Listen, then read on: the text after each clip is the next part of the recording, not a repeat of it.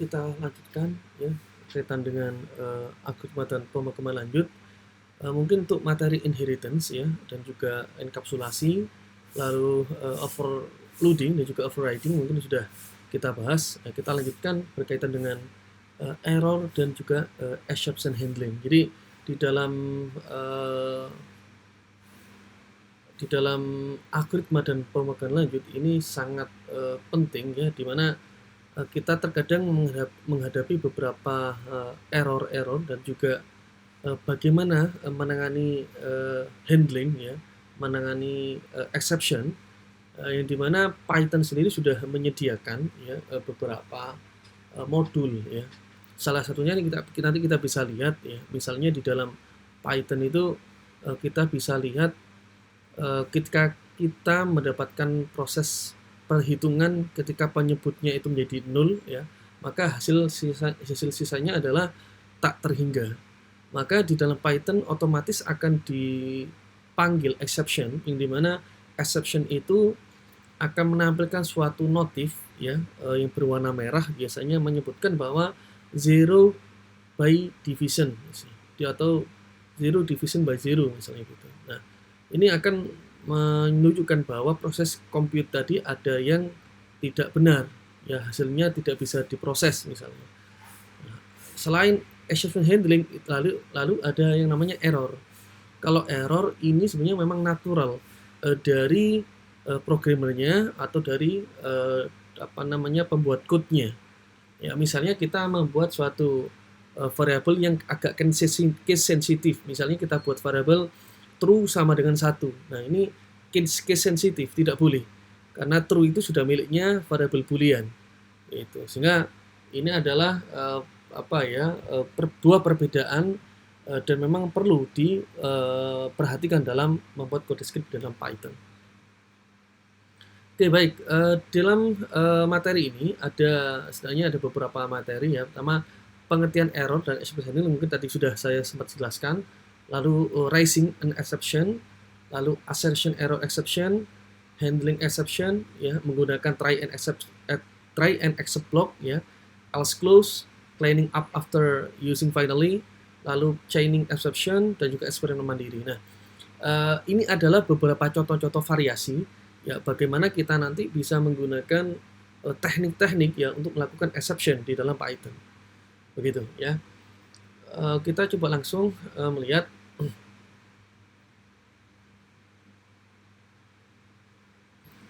Di sini ada pengertian error dan juga exception handling. Mungkin tadi sempat saya sudah jelaskan ya, perbedaan antara syntax error dan juga exception. Nah, kalau syntax error pure memang dari naturalnya dari programmernya. Kalau di sini ada kurung cukup penutupnya 1 kali, ini ditulis 2 kali, maka akan muncul syntax error unmatched, tandanya penutupnya harus dihapus dulu sehingga nanti bisa terexecute. Atau mungkin exception handling ya, mungkin kalau di sini division by zero misalnya, maka akan muncul notif ya bahwa ini tidak bisa diperoleh hasilnya karena unlimited misalnya ya, hasilnya pembaginya seperti itu atau tak terhingga gitu ya. Sehingga perlu perlakuan khusus ketika kita menemukan proses perhitungannya mungkin penyebutnya itu 0 gitu ya.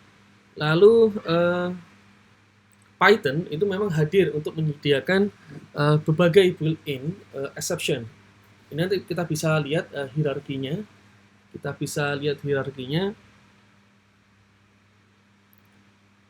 Kalau di dalam hierarki di dalam Python itu kita bisa lihat ya, ini cukup banyak ya, mulai base exception, lalu ada floating point error, zero division error ya. Lalu ada file not found error, permission error dan seterusnya. Modul-modul ini memang khusus untuk menangani ketika programmer mengalami ya mungkin error-error maupun exception yang sudah tersedia oleh Python.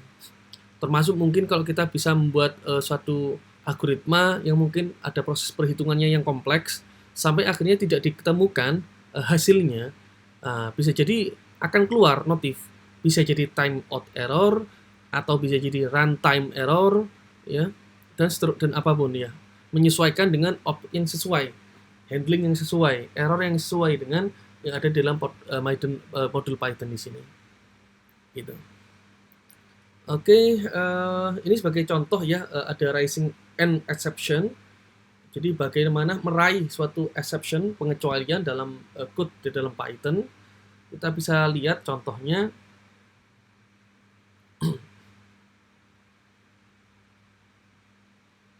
Nah, ini sebagai contoh ya. Kita misalnya punya nilai X sama dengan 10 ya. Lalu kita kondisionalkan jika X itu lebih dari 5, maka akan kita panggil raise exception-nya, yaitu X should not exceed 5. The value of X was berapa? Nah, sehingga nanti akan muncul itu raise exception-nya, pengecualian di sini.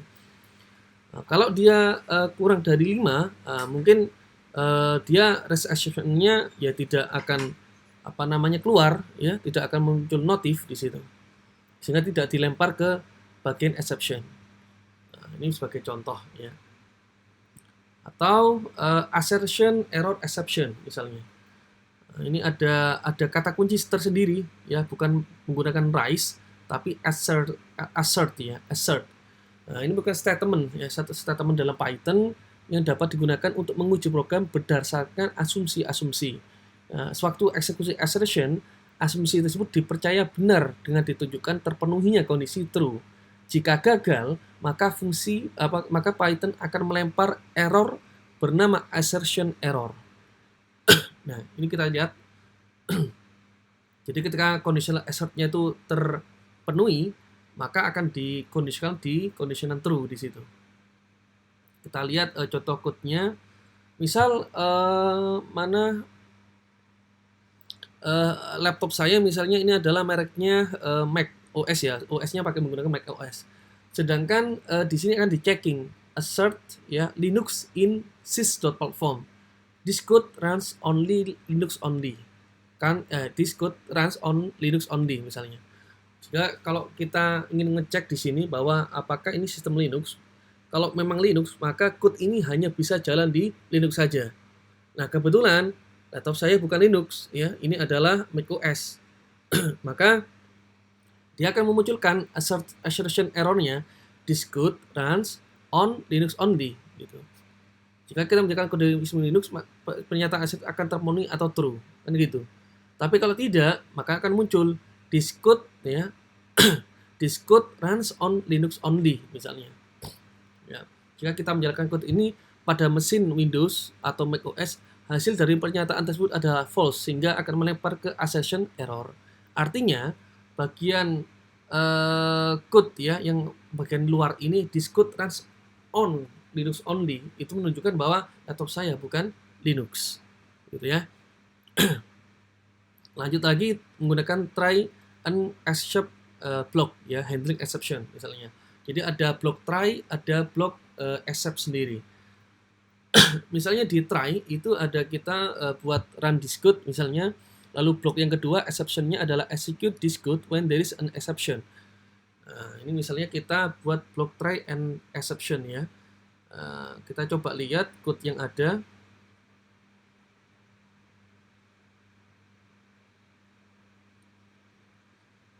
Nah, misalnya di sini bagian block try itu akan memanggil fungsi Linux interaction. Sedangkan yang bagian exception itu akan dipass, dilewatkan saja dulu. Nah, kita coba Linux interaction-nya. Ketika kita coba panggil, dia akan memanggil fungsi Linux interaction yang dimana akan melempar assertion yang akan mengecek apakah sistem kita itu OS-nya Linux atau tidak. Dan dengan mengeluarkan fungsi keluaran printout function can only run on Linux system. Nah, lalu di printout defaultnya doing something misalnya. Nah, kita coba execute ya. Kita coba execute. Nah, maka execute-nya adalah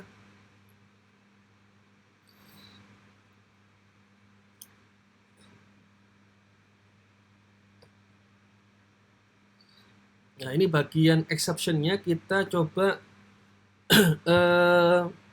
print out ya, Linux function was not execute. Nah, ketika kita coba untuk print out ya dengan exception dengan tulisan Linux function was not execute, ini menunjukkan bahwa bagian block try itu menolak karena laptop saya kebetulan memang Mac OS bukan Linux, sehingga exception-nya ini yang akan berjalan ya, karena try-nya tadi tidak terpenuhi ya, try-nya tidak terpenuhi, yang terpenuhi adalah bagian exception, maka dia yang akan menampilkan ya. Lalu kita coba lagi bedakan lagi exception-nya, ada condition assertion error as error, ada tambahan assertion ini.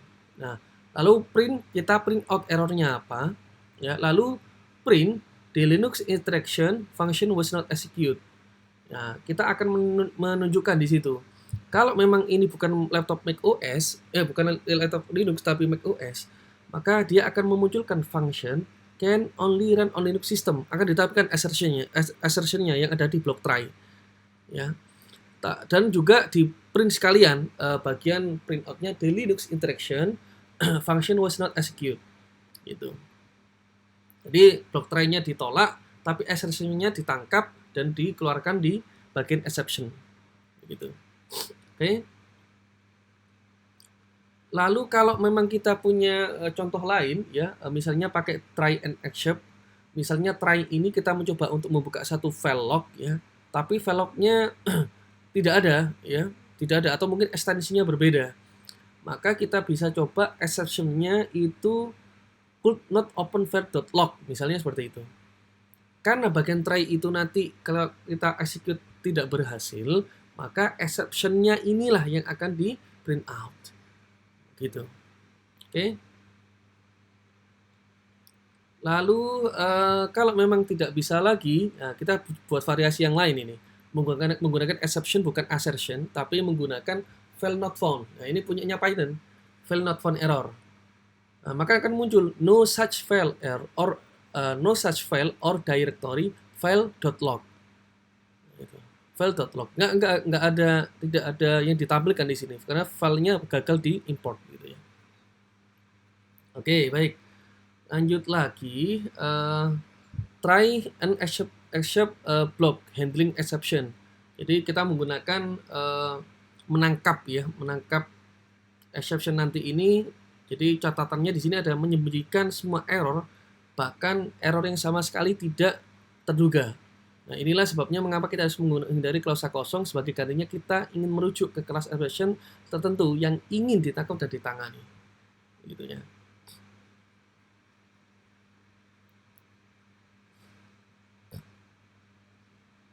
Nah, ini contoh yang lain ya. Kita menggunakan try, ada block try, bahkan exception-nya ada sampai bisa diturunkan ya. Ada except file not found dan juga except assertion error. Nah, ketika di execute maka akan muncul yang pertama ya, Linux interaction tadi itu ya akan dijalankan apakah benar ini tidak bisa dieksekusi. Lalu bagian file not found-nya ya, kalau memang dia butuh dipanggil ya dia akan bekerja, atau bagian assertion error-nya yang akan bekerja. Nah, kalau di sini kasusnya adalah di dalam klausa try kita langsung menangkap exception dan tidak sampai ke mencoba membuka file log, gitu kan? Dan hal ini terjadi karena kita mengeksekusi program tidak berada pada sistem Linux. Jadi file log-nya itu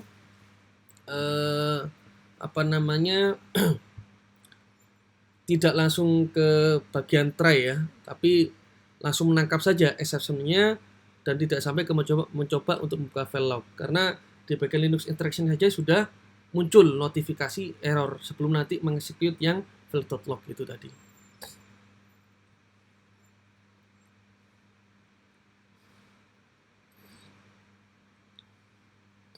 Nah, kalau nanti ternyata memang mesin kita itu memang mesin Linux dan jalan, maka ketika yang terjadi error itu justru ketika membuka open file.log-nya, maka yang muncul di situ adalah no such file or directory file.log. Di bagian Linux interaction-nya sudah lolos, tapi di bagian with open bla bla bla sampai read ya itu akan muncul error gitu ya. Oke, ini adalah inti konsep dari block try and exception ya. Closure try dieksekusi sampai titik di mana exception pertama ditemukan. Di dalam closure exception atau exception handler kita menentukan bagaimana program merespons exception. Kita dapat mengantisipasi beberapa exception dan membedakan bagaimana program menanggapinya dan menghindari menggunakan closure kosong sehingga semuanya bisa terpenuhi. Oke. Di sini kebetulan ada else clause ya. Ini jadi secara block itu ada try, exception, dan else. Yaitu ini adalah pilihan kelanjutannya. Jadi kalau run this code kalau terexecute dengan baik ya sudah block try-nya jalan. Atau kalau nggak terpenuhi di try akan dilempar ke except. Kalau nggak terpenuhi lagi akan kalau tidak terpenuhi lagi akan dilempar lagi ke conditional else. No exception, run this code gitu. Ini pilihan terakhir ya. Dan contohnya adalah ini misalnya ya, kita coba lihat misalnya di try itu ada Linux interaction, lalu exception-nya itu assertion error as error, lalu else-nya executing the else clause misalnya. Jika program dijalankan bukan di mesin Linux, maka block try ini akan tidak penuhi dan hanya menangkap exception ya. Catatannya di situ. Yang saya kuningi ini adalah yang ditangkap, else-nya nggak dijalankan. Tapi kalau laptop saya di Linux ya, maka yang akan dia execute ya, maka bagian else-nya executing the else clause ya, maka dia akan dijalankan gitu. Nah, itu perbedaannya. Ini jelas ya. Perbedaannya dalam proses pemanggilan else clause tadi. Selanjutnya misalnya ya, kita dapat menggunakan beberapa code ya di dalam clause else dan menangkap kemungkinan exception. Ini ada try, exception lagi, else, lalu di dalamnya ada try lagi. Ya ada try sama except gitu ya. Boleh. Tinggal nanti conditional mana yang akan dijalankan gitu. Sama saja. Ya. Jadi kalau dalam else itu kita bisa buat try except lagi, itu lebih mendalam ya. Ini sebagai contoh kalau memang kita mengeksekusinya di mesin Linux ya, maka block else itu akan dijalankan seperti ini. Oke, baik. Yang terakhir, ini kita ada cleaning up after using finally. Jadi ini adalah blok terakhir di dalam exception ya. Ada try, except, else, dan kalau memang kondisionalnya terakhir ini masih tetap tidak terpenuhi ya, finally ini sebagai default ya. Default apapun yang akan dijalankan di dalam blok finally ini. Nah, misalnya kalau kita lihat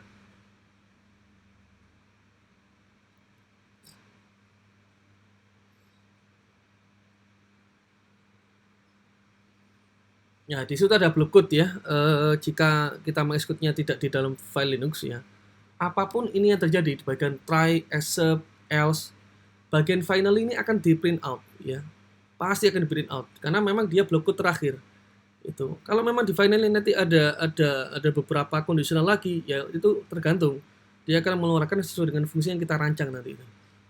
Nah, tapi pada contoh kali ini ya tidak hanya meng-print out, cleaning up irrespective of any exception misalnya. Dia juga menyesuaikan dengan print out dari conditional try dan exception yang sebelumnya yang lain itu. Lalu chaining exception ya, kita bisa juga membuat exception berrantai begitu ya. Nah, ini bisa kita coba lihat.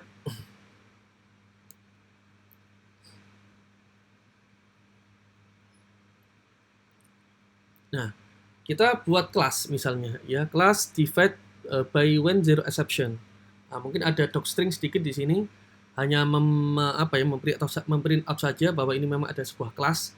Lalu kita bisa membuat definisi function divide x sama y, ada block try and exception ya. Try-nya x dibagi y. Nanti kita cek ya, kalau penyebutnya bagi 0 apakah dia akan memanggil divide by 0-nya. Exception-nya dia akan membuat exception rise divide by when zero exception. Dia akan memanggil kelas yang ada di luar gitu ya. Kita self define di sini exception-nya, bukan punyanya Python. Sehingga ketika kita mencoba untuk membagi define by 0, ya, 6 bagi 0, maka akan muncul dia, ya, except miliknya Python akan muncul, ya, lalu self defined exception kita sendiri, ya, juga akan muncul. Nah, di sini ini miliknya built-innya Python, ini self defined kita, divide by when zero exception, gitu ya. Ini menariknya di dalam kita membuat chaining exception, ya. Kita bisa menggunakan punyanya si Python dan juga punya milik kita sendiri, gitu. Oke, terkait dengan eksperimen mandirinya. Nah, silakan nanti kita coba buat, ya, kode script untuk mengimplementasikan konsep error dan exception handling di sini, dengan juga menggunakan konsep UP setter dan getter sebelumnya. Pertama ada nama, umur. Nah, umur ini kita validasi jika inputannya ada yang tidak valid, ya, kita buat kelas yang namanya invalid age exception. Lalu jenis kelamin perempuan dan laki-laki. Kalau dia di luar itu, kita buat lagi kelasnya untuk validasi invalid gender exception. Dan juga penamaan email, formatnya. Ya, kita cek apakah format penulisan emailnya sudah benar atau tidak. Nah, kita buat kelas invalid email exception. Jadi setiap inputan ada yang tidak benar, maka S3 exception ini yang akan memvalidasi. Begitu ya. Oke, baik, itu berkaitan dengan materi error dan exception handling. Semoga bermanfaat ya, saya akan diimplementasikan. Terima kasih. Wassalamualaikum warahmatullahi wabarakatuh.